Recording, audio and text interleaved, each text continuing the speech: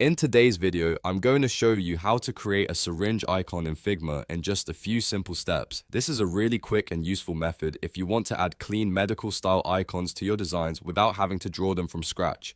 Whether you're working on a healthcare project, an app mockup, a presentation, or just need a polished icon fast, this tutorial will save you time and keep your workflow simple. If this video helps, make sure to hit the like button and subscribe for more easy software tutorials just like this.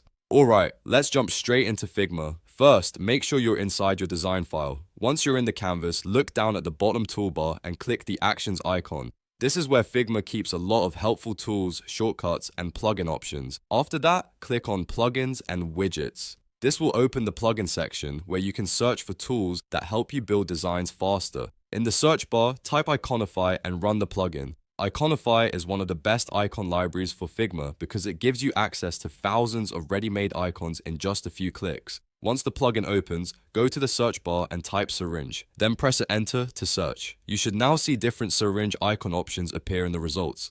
Take a moment to choose the one that best fits your design style. When you find the icon you want, simply drag and drop it into your canvas. Figma will place it directly into your design, and from there you can resize it, reposition it, and match it to your layout. This is especially helpful if you need to keep your design consistent and professional without spending extra time creating custom vector shapes manually.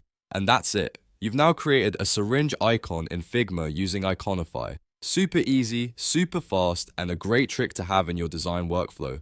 If this tutorial helped you out, please give it a like, subscribe to the channel, and turn on notifications so you don't miss the next Figma tutorial. Thanks for watching, and I'll see you in the next one.